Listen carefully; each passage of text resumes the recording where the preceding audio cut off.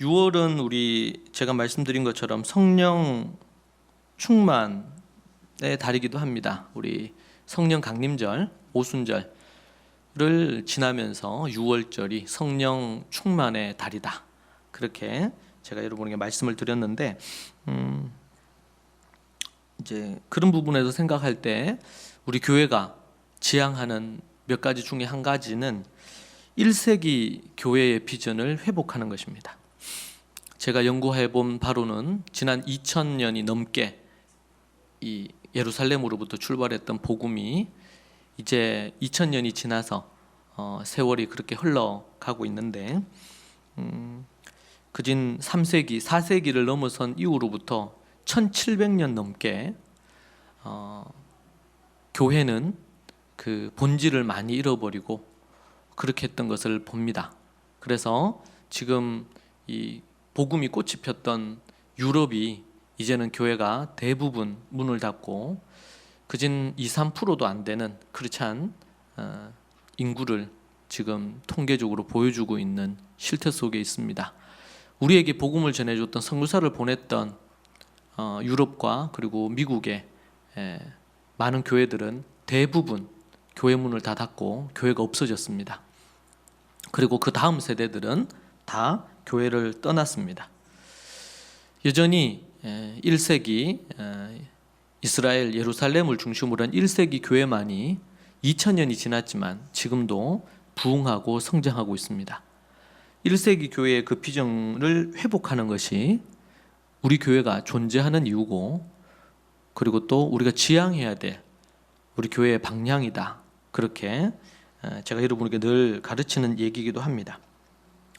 그러한 비전과 이 회복을 위해서, 그래서 예전에도 우리가 잃어버린 10가지, 1세기 때는 가지고 있었는데 지금은 없는 10가지, 그 중에 기억나는 몇 가지가 하나님에 대한 경외심, 우리 요한계시록을 통해서 정말 하나님을 경외하는, 두려워하는 마음을 회복하는 게 필요하고요. 1세기에는 주님이 주신 그 기쁨과 즐거움이 넘쳤어요. 그래서 성도들이 모일 때마다, 예배로 모일 때마다 그들이 그냥 주일이 됐으니까 교회에 온다 이런 개념이 아니고, 말로 다 할 수 없는 기쁨 속에 주님의 십자가와 그 부활의 감격 속에 교회에 봉사하러 오는 게 아니고 그 기쁨과 감격이 그들을 붙들었습니다. 또 하나는, 그 10가지 중에 또 하나는 가정의 회복입니다. 가정의 온전한 회복이에요. 초대교회 성도들은 100%, 1세기 예루살렘의 초대교회 성도들은 100% 매일 또는 매주 성경을 연구를 했습니다. 현대에는 심지어 목사들조차도 성경을 연구하지 않는 시대가 되었습니다. 참으로 안타까운 것입니다. 저는 한국 교회가, 그리고 전 세계 교회가 무너지게 된 이유는 하나님이 원래 정하셨던 교회의 1세기 교회의 모습을 잃어버렸기 때문이다. 저는 그렇게 이유 중에 큰 이유가 그렇다고 저는 연구하고 공부하면서 결론을 얻게 되었습니다. 그런 부분에서 우리 교회가 그러한 10가지를 회복하는 비전을 갖고 나아가야 될 뿐만 아니고, 그것이 그냥 단순히 그냥 슬로건에 그치는 것이 아니라 우리 실제 개인의 삶과 가정의 삶에서 반드시 열매로 맺어져야 그것이 곧 능력이요 성령의 역사로 나타나는 줄로 믿습니다. 성령의 충만함을 부르짖어 기도하고, 아니면 성령 충만함을 달라고 요청하고, 아니면 성령과 관련된 찬양을 부른다고 결코 성령 충만함을 입을 수는 없습니다. 오직 하나님의 말씀과 기도에 깊이 연구하고 침잠하고, 그렇게 해서 내면화하는 그 개인이 십자가를 지는 실제적인 삶이 아니고서는 불가능한 일이고, 그리고 그 개개인들이 그러한 거듭남과 성령 충만함과 성령의 능력을 덧입지 않고 교회가 교회의 제 기능을 한다는 것은 100% 거짓되고 불가능한 일입니다. 개인과 가정의 회복 없이 교회에 하나님의 역사를 이루는 것은 불가능하다. 결국 그 교회들이 모여서 한국 교회를 이루는데, 그런 부분에 있어서 지금 매우 큰, 병원으로 얘기한다면 응급 상황에 있는 환자들과 같은 것이 유럽과 그리고 한국 교회, 그 중국, 일본, 제가 다녀보면 지금 유럽은 이미 식물인간 상태를 지나서 그런 상황이고요. 지금 한국이나 일본이나 중국은 이미 응급 상황에서 그런 상황이 있고, 좀 더 지나면 식물인간처럼 변해갈 가능성이 높습니다. 왜냐하면 믿는 집에, 한국 교회만 믿는 집의 자녀들이 95%가 교회를 떠난다는 것은 이미 그 복음과 말씀의 기능을 대부분 잃어버렸기 때문에 일어나는 현상일 뿐이지, 이것은 그냥 한때 잠깐 일어나는 현상이 아닌 것이죠. 우리 학생들이 발표하는 걸 보면서 제가 이스라엘 갔을 때 거기에 이제 예수님 믿는 유대인 교회에 제가 예배를 드렸거든요. 그 예배가 거진 한 3시간 넘게 드려요. 설교 시간만 한 1시간 반 가까이 되고, 그리고 앞에 이제 찬양을 하는데 주로 이제 악기나 이 찬양이나 이런 특송 형태죠. 그런 것들은 대부분 이 자녀 세대들이 나와서 발표를 매주 하더라고. 매주.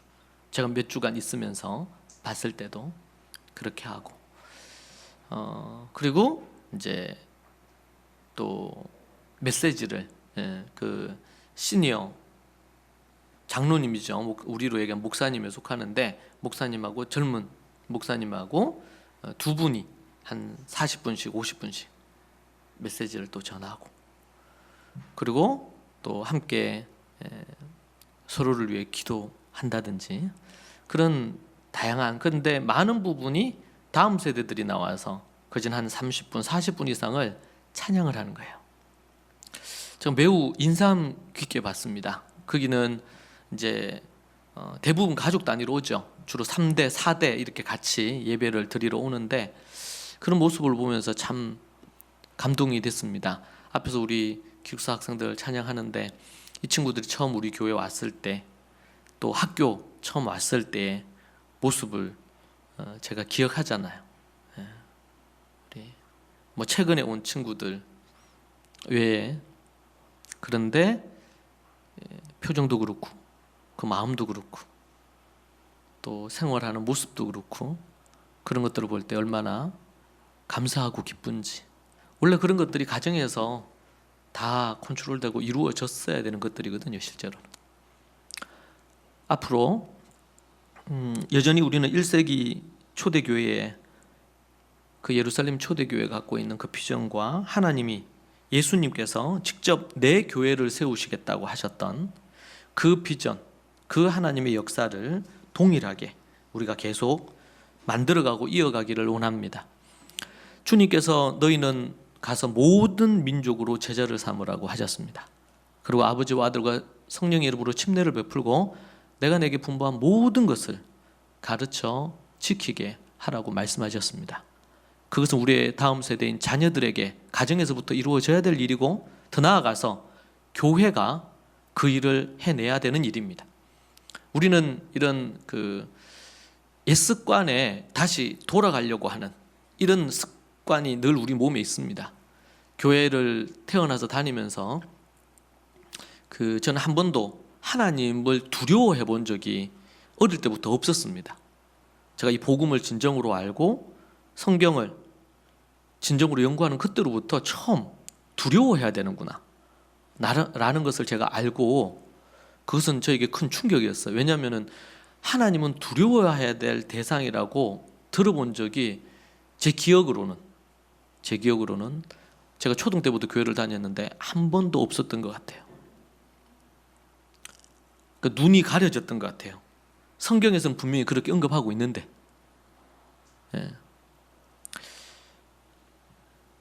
근데 그런 부분들이 이제 회복되기 시작하고, 또 뭔가 가려져 있던 것 같은 그런 부분들이, 어렴풋하게 보였던 것들이 선명하게 되어지면서, 그러면서 갖는 가장 큰 기쁨은 복음에 대한 감격과 기쁨을 그때 이후로 한시도 잃어버리지 않았다는 것입니다. 저는 그것이 우리 사랑하는 다음 세대의 모든 자녀 세대에 이루어져야 될 일이라고 생각하고, 앞으로 이제는 이때까지 제가 뭐 하야하는 거, 말씀 그거 하는 거,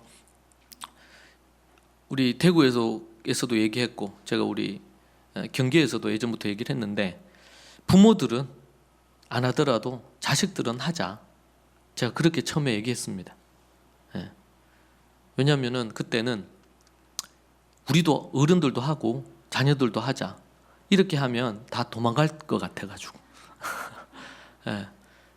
근데 자식 그래서 본인은 하야 안 해도 좋으니 자녀가 하야 하는 거 점검을 해주라.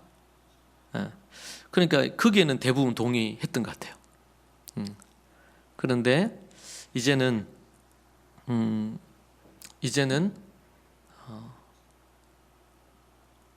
우리 사랑하는 성도들도 그 대열에 들어서야 됩니다.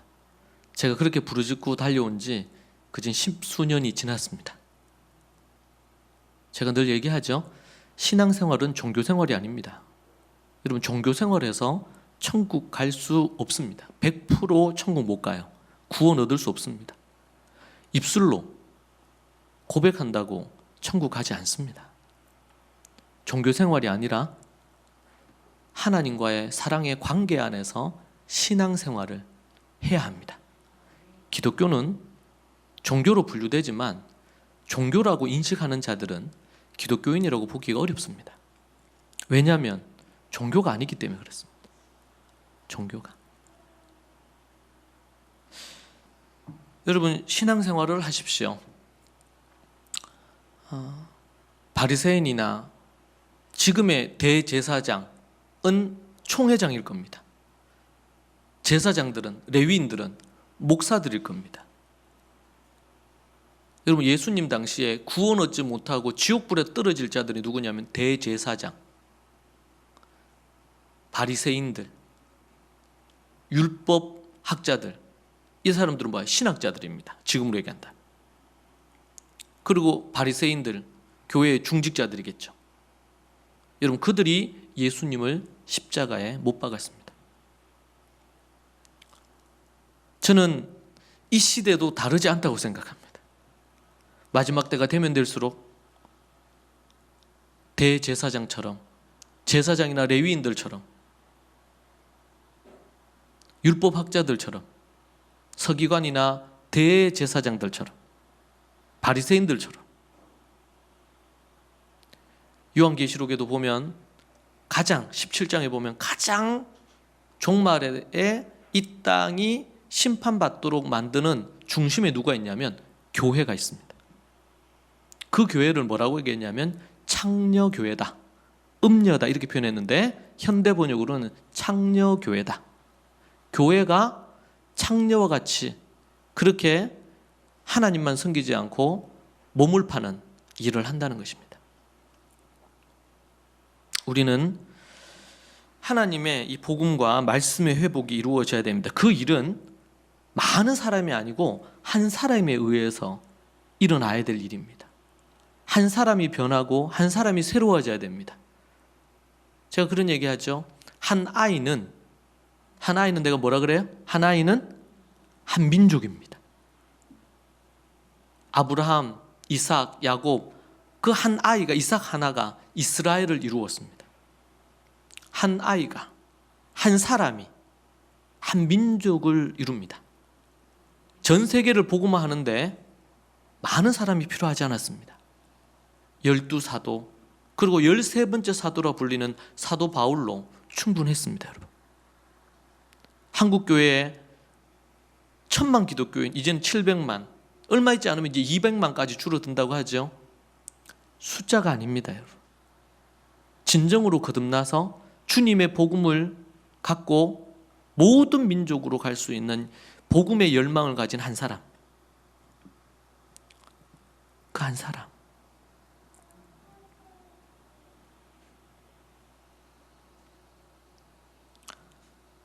그 사람을 우리 주님 찾으십니다. 오늘 우리가 함께 말씀 보겠습니다. 계시록 15장 1절에서 4절입니다. 계시록 15장 1절에서 4절 말씀 우리 함께 읽겠습니다.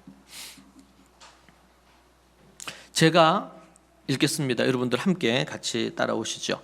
또 하늘에 크고 이상한 다른 이적을 보매 일곱 천사가 일곱 재앙을 가졌으니 곧 마지막 재앙이라. 하나님의 진노가 이것으로 마치리로다.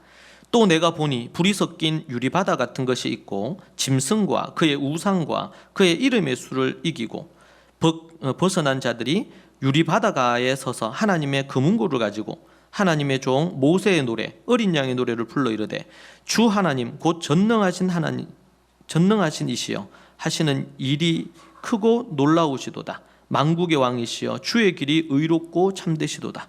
주여 누가 주의 이름을 두려워하지 아니하며 영화롭게 하지 아니하오리이까. 오직 주만 거룩하시니이다. 주의 의로우신 일이 나타났음에 만국이 와서 주께 경배하리이다 하더라. 아멘. 오늘 이 말씀으로 역사의 진정한 승리자라는 제목으로 함께 말씀을 나누겠습니다. 역사는 지금도 흐르고 있습니다. 오늘 본문의 말씀인 15장은 14장에 묘사된 하늘 장면을 배경으로 하나님의 심판을 얘기하는 것이 15장입니다. 15장과 16장은 일곱 대접 재앙에 대해 묘사하고 있습니다. 이 재앙은 그리스도의 재림 직전에 일어나는 하나님의 마지막 진노입니다. 17장은 일곱 대접의 심판 결과로 바벨론에 대한 재앙입니다. 그리고 18장은 바벨론 멸망의 상황을 실제적으로 기록하고 있는 것이 18장의 내용입니다. 이렇게 하나님께서 지금 어떻게 미래 종말의 때, 그게 언제가 될지 모르겠습니다. 10년 후가 될지 20년 후가 될지 100년 후가 될지, 주님이 가시겠다고 하시고 속히 오겠다 하신 이후 2000년의 세월이 흐르고 있습니다. 그래서 많은 사람들이 생각합니다. 2000년 동안 안 오셨는데 재림, 종말, 말도 안 된다. 이거는 어디 SF 영화나 나올 법한 얘기고 이단들이 하는 얘기지 우리 정통교회에서는 믿을 수 없는 거다. 암암리에 교회들조차도 더 이상 재림 예수님을 믿지 않습니다. 교리로는 있죠. 그런 거 있잖아요. 뭐 법전에도 법에는 있는데 거의 사문화되어 있는 그런 부분들도 있지 않습니까? 성경이 있지만 교회에서는 더 이상 전혀 받아들여지지 않는 것이 주님의 재림입니다. 그리고 그 재림을 대부분의 성도들과 가정들, 교회들은 준비하지 않습니다. 아니 1년 내도록 지나도 한 번도 생각을 안 하는 사람들이 훨씬 더 많을 것입니다. 주님이 재림하실 거다. 속히 재림의 주님 오시옵소서. 이렇게 고백하지 않고 1년 내도록 사는 교인들이 얼마나 많습니까? 우리는 그런 부분에서 이제 15장으로 접어들면서 이제 15장과 16장이 연속적인 사건, 나팔, 일곱 인, 일곱 나팔, 그리고 일곱 마지막 대접 심판, 대접.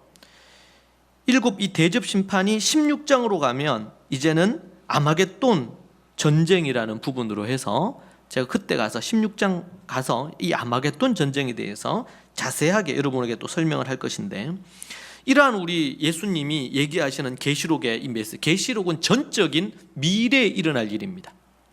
아니 일부는 지금 시작된 것일 수도 있습니다. 미래에 일어날 일입니다. 그리고 미래에 일어날 일을 매우 구체적이고 선명하게 사실적으로 표현해 주고 있어요. 사실적으로 2000년이 시작할 때, 2020년이 시작할 때에 미래학자들이, 그런 사람들이 예언했습니다. 향후 1세기 동안 어떤 일이 일어날지.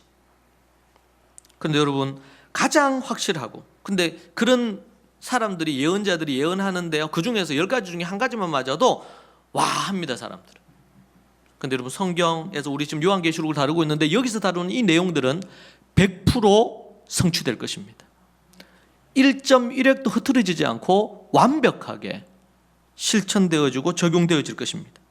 여러분 복음은 능력이고 실제입니다.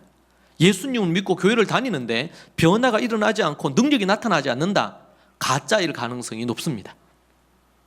왜냐하면 복음은, 십자가의 이 복음은, 부활의 능력의 복음은 너무나 강력한 능력, 힘을 갖고 있습니다. 성령이 너에게 임하시면 너희가 권능을 받는다고 얘기하지 않습니까?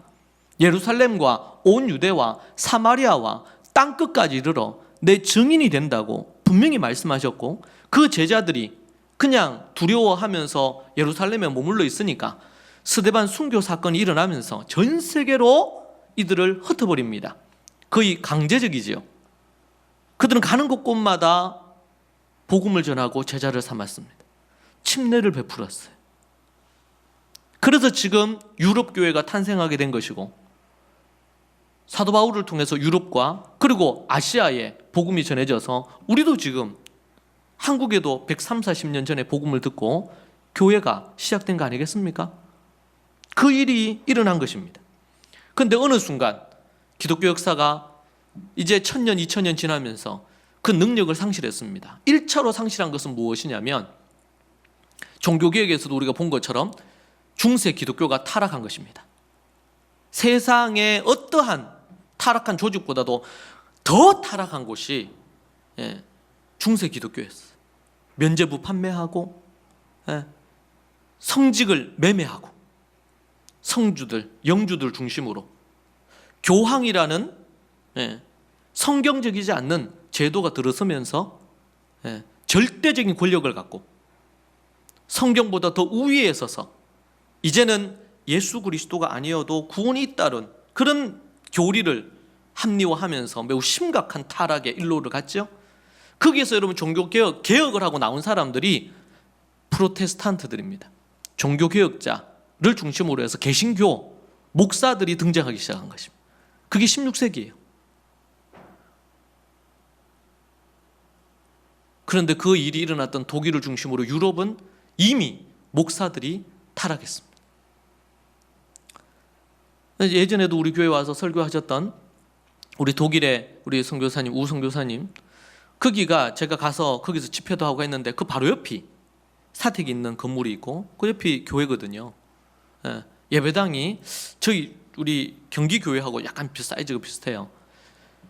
독일 교회 치고는 꽤 사이즈가 있는 교회고, 그리고 단독 건물을 갖고 있기 때문에 그래도 인정할 만한 그런 중견교회에 속합니다. 제가 최근에 얘기 듣는데 그곳에서 마리화나나 아니면 마약 냄새가 진동한다 그래요. 유럽 전체가 그런 부분이 있죠. 제가 암스테르담 그쪽이나 또 주변은 유럽들을 다닐 때마다 길거리에서 그런 많이 피거든요. 그런데 이제 교회들마저 더 이상 성경을 펼쳐놓고 이제는 유럽은 더 이상 설교 안 합니다. 그중 99%가 신학교에서 성경 안 가르칩니다. 왜? 성경은 하나님의 말씀으로 인정하지 않기 때문에 그렇습니다. 종교 철학을 가르칩니다. 당연히 신학교가 그 짓을 하니 교회들이 약해질 수밖에 없죠. 왜?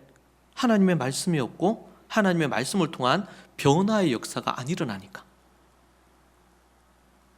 복음은, 말씀은 첫 번째도 변화, 두 번째도 변화, 세 번째도 변화입니다. 변화를 못 일으킨다, 변화가 없다, 그럼 어떨까요? 결국 생명을 잃어버렸다. 생명을. 여러분, 우리 자녀들 중에, 아니면 우리 성도들 중에서도 그럴 수 있어요. 예수님을 믿는다 하고 이렇게 했는데 거듭나지 않은 분들이 많이 있을 수 있어요. 요즘 저는 제가 사람들을 만나면서 때로는 심지어 목사님들을 만나는데도 거듭나지 않는 경우를 볼 때는 제가 복음을 전합니다. 매우 심각한 상황이에요. 사모님들 중에 그런 분들도 있어요. 그런데 교인들은 오죽하겠습니까? 묻습니다. 언제 거듭나셨냐고.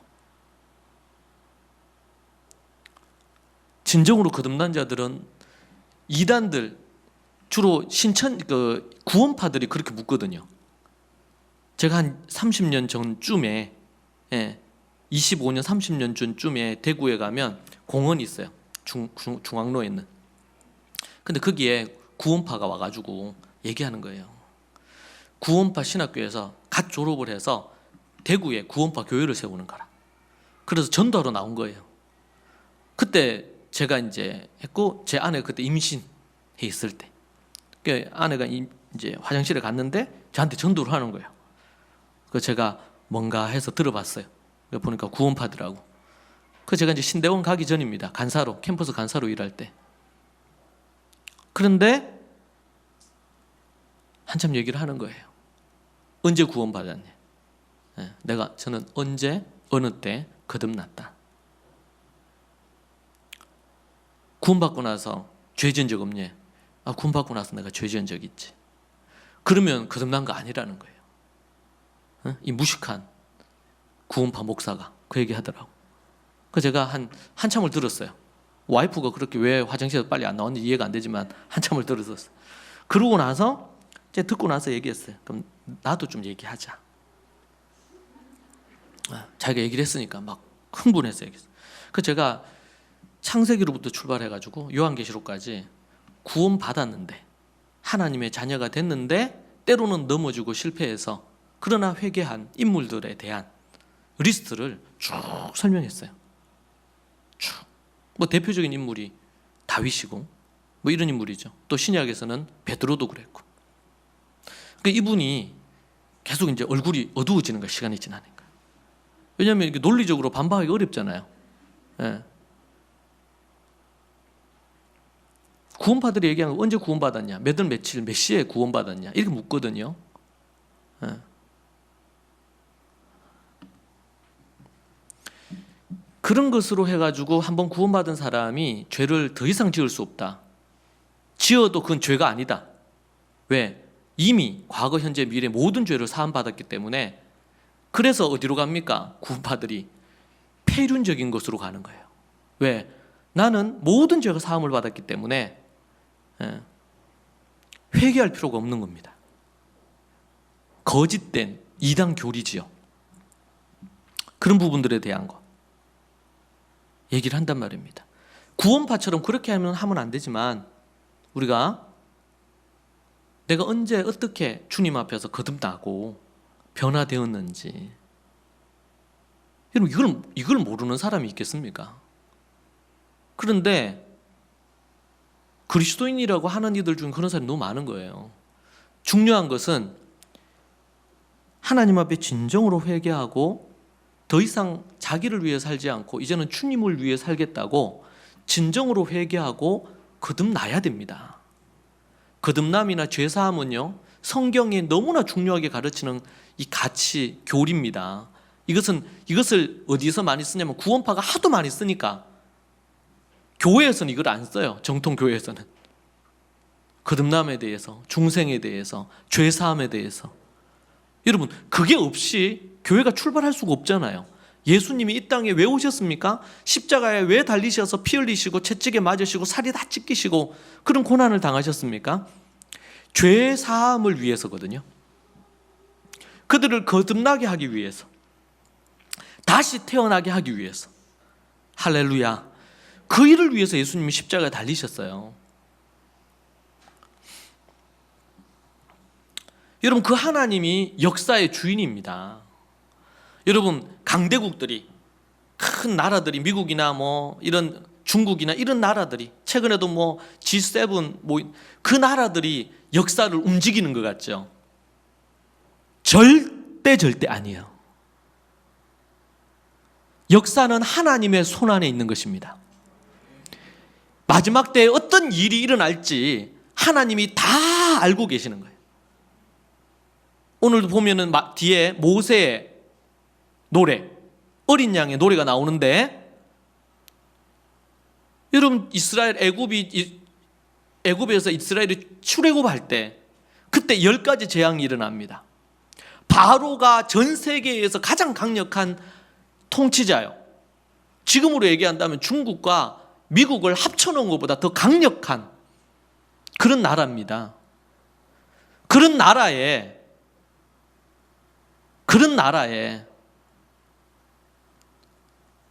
이 바로는, 왕은 곧 신이었어요.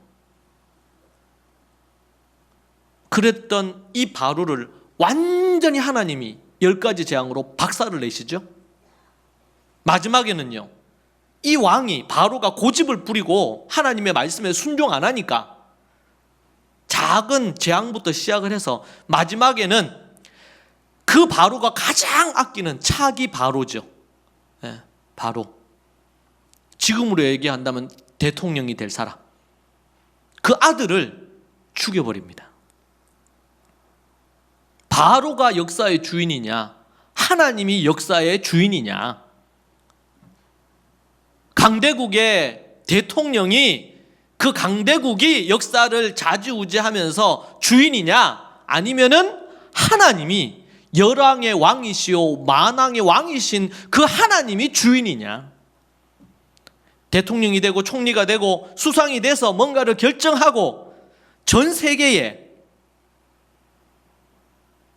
지구에 중요한 것을 결정하는 것 같지만 나름대로 그들은 하나님으로부터 위임을 받아서 결정권을 갖고 있습니다. 그러나 그들이 인식해야 될 것은 뭐냐면 하나님이 자기들의 주인이라는 사실을 기억해야 되거든요. 이것을 기억하지 못하는 대통령과 통치자와 나라는 하나님이 반드시 그들을 심판하십니다. 반드시. 그것이 요한계시록의 핵심입니다.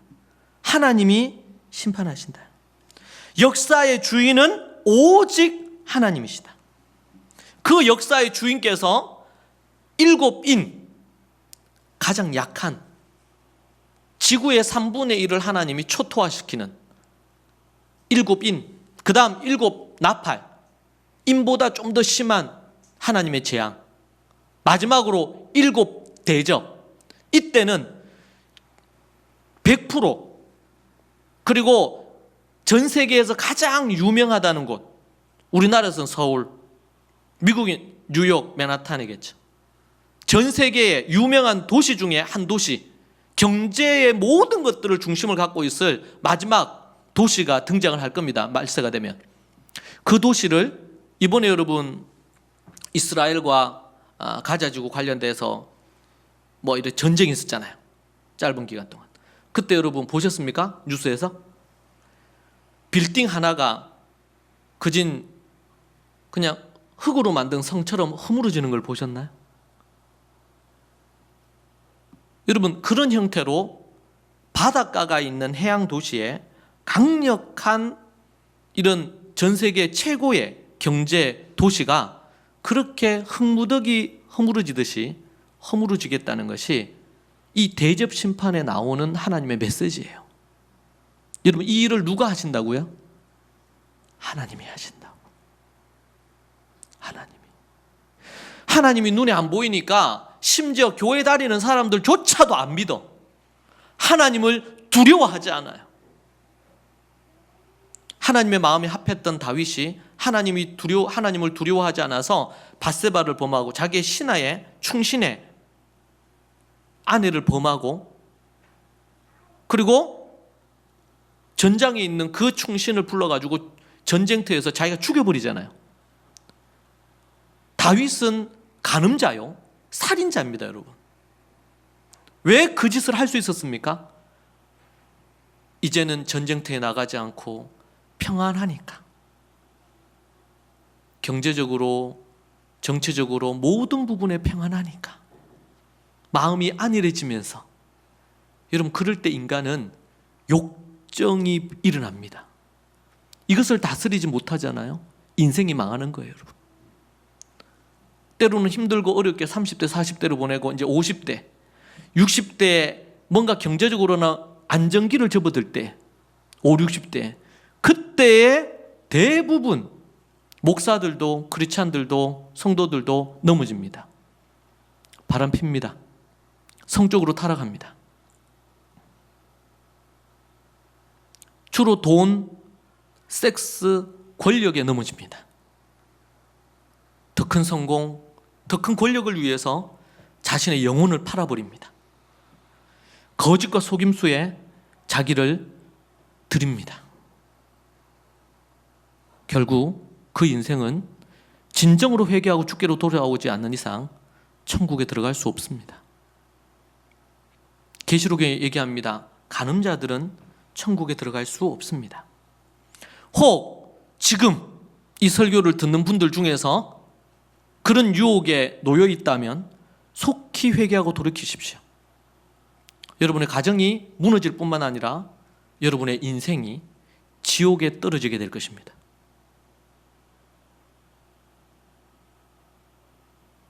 성적인 문제도 그렇습니다. 돈도 그렇습니다. 돈의 노예가 되어 삽니다. 권력의 노예가 되어 삽니다. 여러분, 특별히 권력자들은 다니엘 느헤미야서를 충분히 읽으면서 하나님이 주신 이 권력, 힘을 자칫 잘못 사용하면 영원한 최고의 권력자이신 하나님으로부터 버림받고 지옥불에 떨어지게 된다는 사실을 기억해야 됩니다. 그런데 힘을 가진 사람들이, 권력을 가진 사람들이 자기들 위에 하나님을 두지 않아요. 두려워하지 않습니다. 국민을 두려워하지 않을 뿐만 아니라 하나님을 두려워하지 않습니다. 심지어 그것은 종교계에도 있습니다. 심지어 교회 안에도 있습니다. 목사들이 자신의 목사라는 이것은요, 하나님이 주신 성직이에요. 말씀 제대로 전하고 영혼들을 지옥이 아니라 천국으로 이끌기 위해서 하나님이 권위를 주셨거든요. 권위를. 근데 이 권위를 자신의 사사로운 이익을 위하여, 자신의 어떤 원하는 것을 얻기 위하여 사람을 조정하거나 함부로 이 권력을 남용하는 거예요. 하나님의 심판이 그들에게 있습니다. 우리는 그 하나님을 두려워해야 됩니다. 여러분, 마지막 7 대접 심판은 너무나 가혹하고 혹독합니다. 여러분, 하나님의 성품을 우리는 여기서 발견합니다. 하나님은 길이 참으십니다. 여러분 보세요. 2000년이 지나고 있습니다. 역사 속에 2000년이. 그런데도 하나님이 아직까지 이 땅을 지금 마지막 대접 심판으로 심판하지 않고 있습니다. 이것은 하나님의 인내, 하나님의 끈기를 보여주는 부분입니다. 그런데 하나님의 이 인내가 계속되지는 않는다는 겁니다. 우리는 감상적인 하나님의 성품에 대한 이해합니다. 하나님이 우리를 용서해 주시고, 내가 무슨 죄를 지어도 하나님께서 내가 회개하면 용서해 주시고, 심지어 진심으로 마음은 회개하지 않는데 입술로 회개하는, 신용하면 용서해 주시는, 절대로 그런 일은 없습니다. 이것은 가정에서 부모들이 아이들에게 그냥 좋은 게 좋은 식으로, 그래서 뭐가 만들어지지 않아요? 책임감이 만들어지지 않습니다. 자신이 말한 것에, 자기가 행동한 것에 대한 책임은 본인이 져야 되거든요. 근데 부모가 대신 다 괜찮다. 바늘 도둑이 소독된다고 그냥 정말 연쇄 살인자나 아니면은 이 큰 도둑들이 보면은 어릴 때 처음 중학생 때, 고등학생 때 나쁜 짓 했어요. 그럴 때 아주 혼쭐을 냈어야 되거든요. 근데 그때 그런 죄수들이 그런 얘기 하잖아요. 어머니가 경찰서에서 나오면서 괜찮다, 네 잘못 아니다, 그 얘기했대요. 어머니가. 그 어머니가 그런 자식을 만드는데, 강도요, 살인자요, 그런 큰 도둑을 만드는데 일조했습니다. 뭐 100% 부모 탓은 아니겠지만, 그러나 일조한 거예요. 그때 만약에 어머니가 그 아이를 앉혀놓고 몇 끼 밥을 주지 않더라도, 고통의 시간을 보내더라도 잘못된 것을 잘못됐다, 다시 그렇게 하지 마라. 저는 때로는 제 딸들에게도 어릴 때부터 그런 얘기 했습니다. 믿음의 결혼을 하지 않는다면, 하나님을 믿음으로 섬기면서 주의 뜻에 순종하지 않는다면, 그 믿음의 권위 앞에서 아버지나 어머니의 말씀에 순종하지 않는다면 내가 너희들을 자식으로 인정할 마음이 없다. 여러분, 야곱 아십니까? 야곱이 죽기 전에 창세기 마지막에 뭐라고 합니까? 12명에게 기도를 합니다. 12명에게, 거기 보통 축복이라고 합니다. 근데 12명 중에요, 제대로 축복받은 사람은 유다와 요셉밖에 없어요. 심지어 맞이인 루벤은 뭐라 그랬어요? 그리고 그 둘째, 셋째들 뭐라 그랬어요? 저주를 퍼붓습니다. 죽기 전에 자식들에게 음란한 짓 한 거, 혈기 부려가지고 막 함부로 사람들을 죽인 거, 그것이 너희들의 인생을 망하게 할 것이다. 아버지가 죽으면서 마지막으로 해줄 게 뭡니까? 자식들에게 네 그 혈기 부리는 거, 그것 때문에 네 인생 망한다. 정신 똑바로 차리고 살아라. 그게 아버지의 마지막 유언이요. 거짓과 속임수로 그렇게 살지 마라. 성적으로 타락했단 말이에요. 성적으로 더럽게 그렇게 인생 살지 마라. 지옥불에 떨어진다.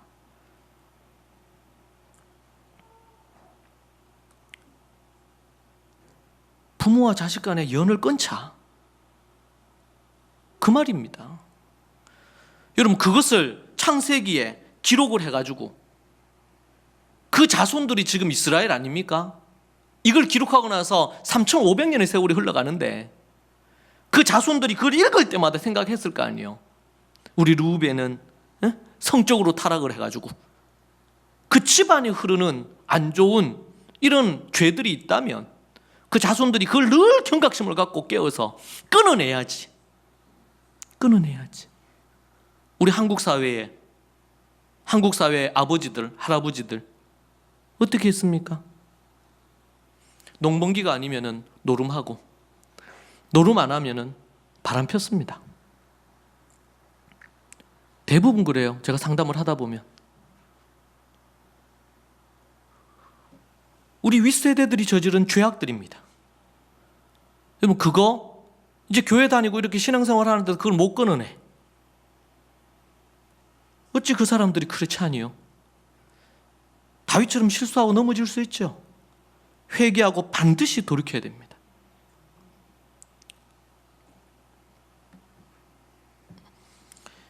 인과 나팔 심판과는 전혀 차원이 다른 심판이 마지막 재앙, 대접 심판입니다. 그런데 지금 이 사회에서 어떤 분위기가 조성이 됩니까? 하나님은 사랑의 하나님이라 어떤 죄를 저지르더라도 다 용서해 주신다는 거예요.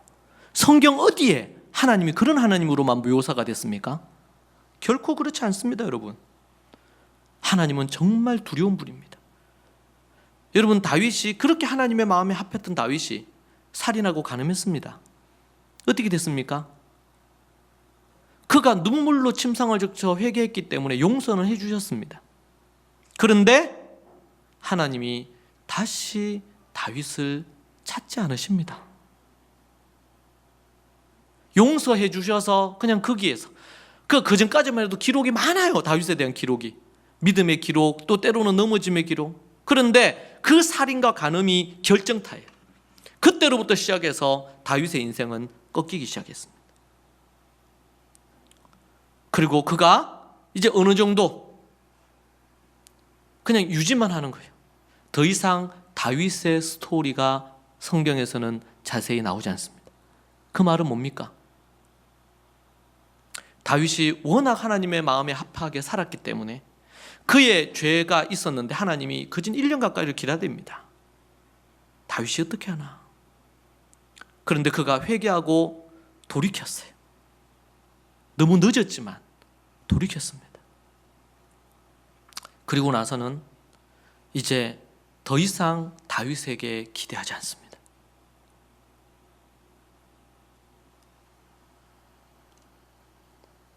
우리는 다윗과 같이 하나님의 마음에 합하게 사셨습니까? 근데 그러지 않았는데 만약에 죄를 범한다, 여러분, 하나님은 믿지 않는 자들에게는 가혹하고 믿는 자들에게는 그냥 무조건 손은 안으로 굽는다고 무조건 다 용납하시고 사랑하실까요? 결코 그렇지 않아요. 분명한 것은 거듭난 자들에게는 회개하고 돌이킬 수 있는 기회가 있고, 그리고는 주님 앞으로 반드시 진짜 거듭난 자들은 돌아오게 돼 있습니다. 만약 그가 진짜 돌아오지 않고 죄악 가운데 있다가 죽는다, 이러면 그 사람은 진정으로 거듭나지 않았을 가능성이 있겠죠. 왜? 진정으로 거듭난 사람은 마음을, 양심이 화인 맞은 양심처럼 그렇게 굳을 수가 없습니다. 처음부터 거듭나지 않았든지, 그러나 거듭났는데 넘어지고 타락했다면 회개하고 돌이킬 기회가 있을 때 돌이켜야 되겠죠. 그리고 돌이키게 될 것입니다. 그러나 그렇지 않는 경우에는, 그리고 우리 주님 외에는 몰라요. 누가 구원을 얻었는지, 누가 구원을 얻지 못했는지. 제가 예전에도 얘기했지만 빌리 그레함 목사님이 계셨을 때, 그분이 미국에서 부흥의 역사를 일으키실 때, 그때 함께 떴던 20대 부흥사들이 4명 있었다 그럽니다.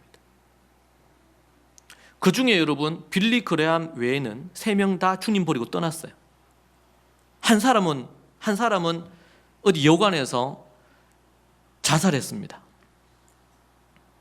비참하게 목사들이었어요. 그 사람들이 미국에서 아주 촉망받는 목사들.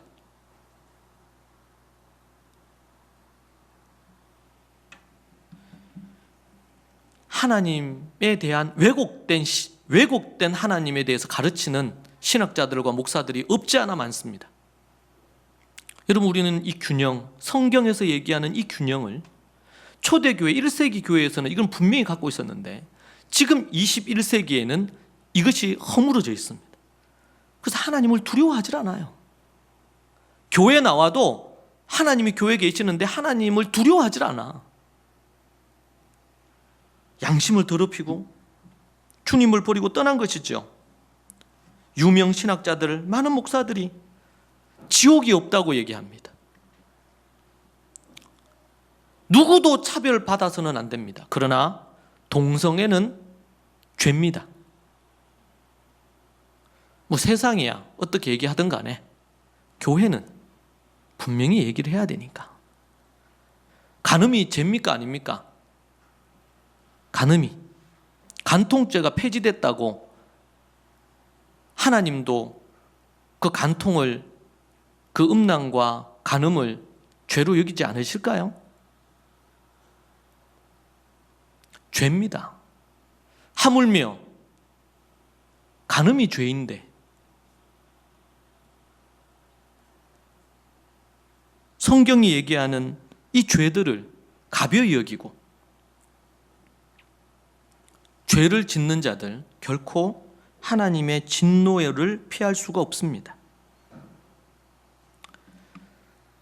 혹 우리 가운데 거듭나지 못한 분들이 있다면 진정으로 회개하시고 거듭남의 자리로 나아오십시오. 만약에 거듭났는데 죄 가운데 타락했다면 다시 그 죄를 범하지 마시고 회개하고 돌이키십시오. 그것 외에는 다른 구원의 길이 없습니다. 사랑의 하나님이 진노하지 않는 자들에게 우리는 분명히 얘기해야 됩니다.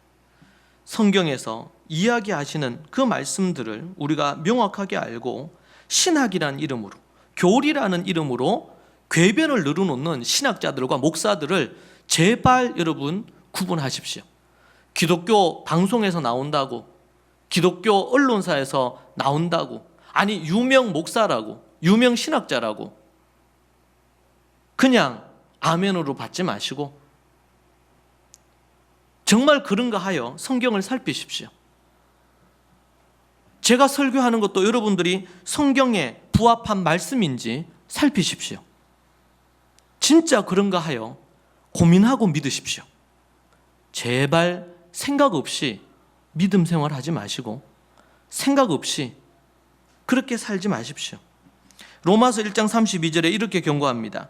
그들이 이 같은 일을 행하는 자는 사형에 해당한다고 하나님께서 정하심을 알고도 자기들만 행할 뿐 아니라 그런 일을 행하는 자들을 옳다 하느니라. 얼마나 두려운 이야기입니까? 이것은 하나님을 대적하는 거거든요. 하나님을.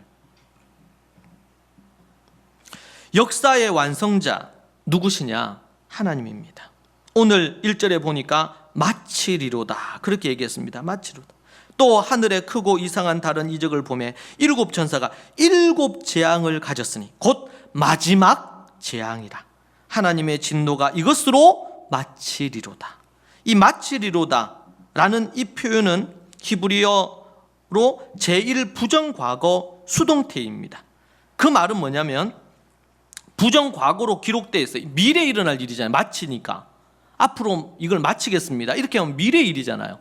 그런데 하나님이 이것을 기록할 때 어떻게 기록하게 하셨냐면 과거 수동태로, 과거로 기록하게 한 거예요.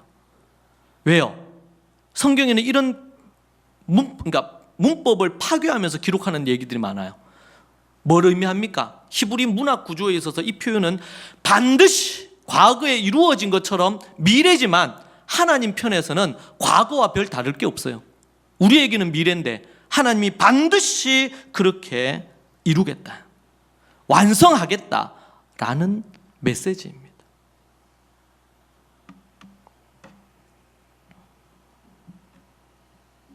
사랑하는 여러분, 하나님께서는 이제 7번째 마지막 대접 심판으로 이 재앙 심판을 끝내고 이 땅을 하나님께서 마지막으로 다 심판하시고 예수님 재림하시면 이 땅은 다 사라지고 새 하늘과 새 땅이 이 땅에 임합니다. 그때에 잘 나갔던 사람, 그렇지 못한 사람, 그것과 상관없이 주님 앞에 어떻게 주의 계명을 지키고 주님을 믿음으로 살았느냐, 그것에 따라서 하나님께서 모든 부분에 있어서 새로운 상급과 서열이 이루어지도록 하십니다. 그것이 하나님의 약속이에요. 하나님의 이 마지막 하나님의 심판과 재앙이 임하고, 그리고 역사의 주인 되시는 하나님께서 이 역사를 모든 것들을 끝내고, 그리고 나서 3절에 보니까 뭐라 그랬어요? 하늘의 종, 하나님의 종 모세의 노래, 어린 양의 노래를 불러 이르되. 이제 그 마지막 재앙이 끝나고 나면 모세의 노래, 어린 양의 노래. 모세의 노래가 어떤 것을 의미해요? 언제 불렀어요? 출애굽하고 광야를 지나면서 홍해를 건너서 홍해를. 뒤에는 막 마차 군단들이, 병거들이 막 쫓아오고 바로를 중심으로 최정예 부대가. 그런데 250만에 가까운 이 유대인들, 이들이 지금 홍해 앞에 다다른 겁니다. 홍해 앞에.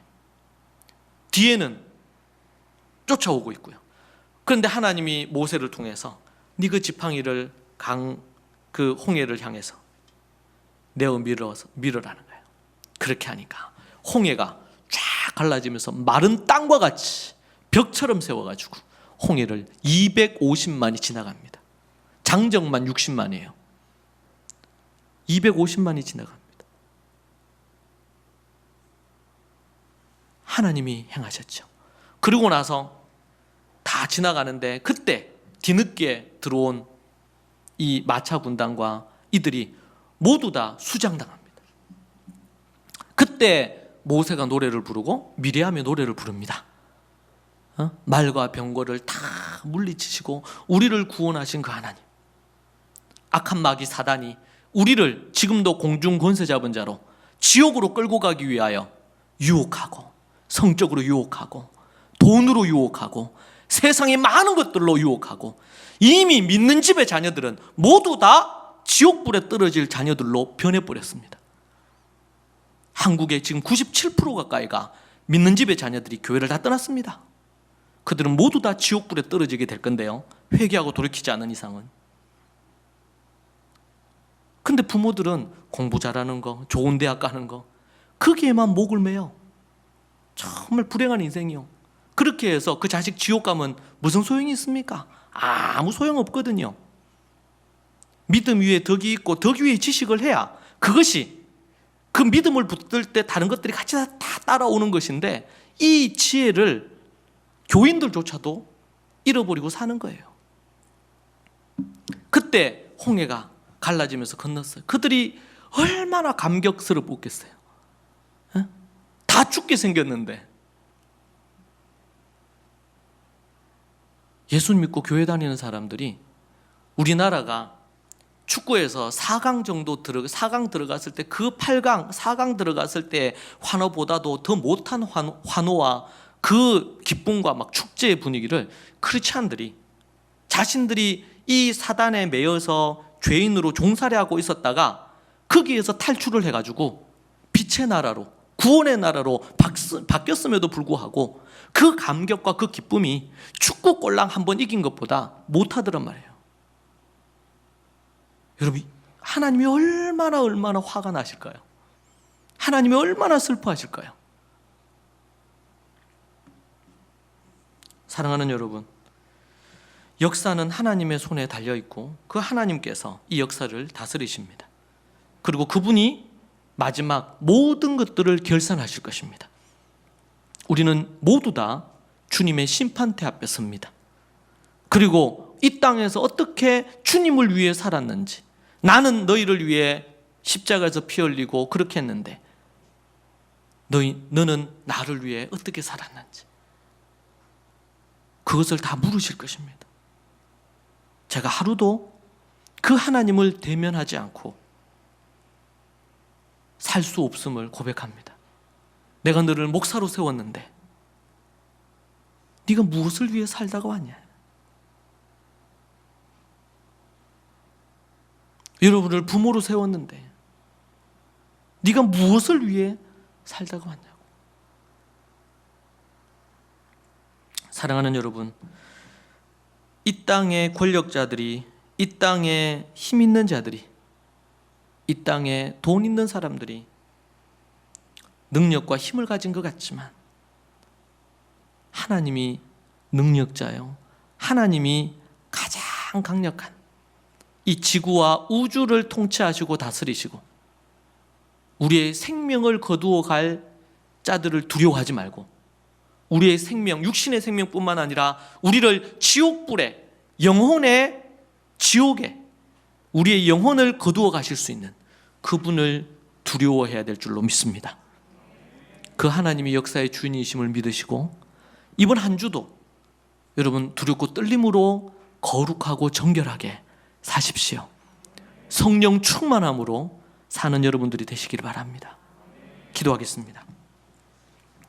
살아계신 하나님 아버지, 감사합니다. 허물과 죄로 죽었고 더 이상 소망 없는 죄인을 주님께서 불쌍히 여기셔서 구원해 주신 것만 해도 감사한데 목사로 삼으시고 천하보다 귀한 우리 사랑하는 한 영혼 한 영혼 맡기신 것 감사합니다.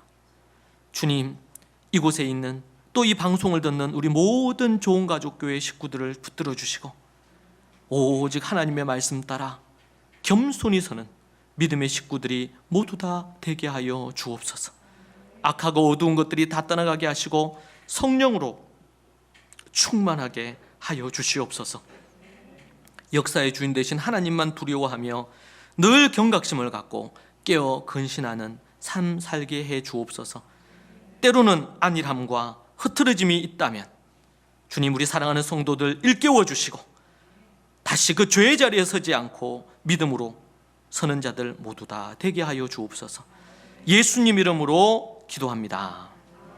아멘.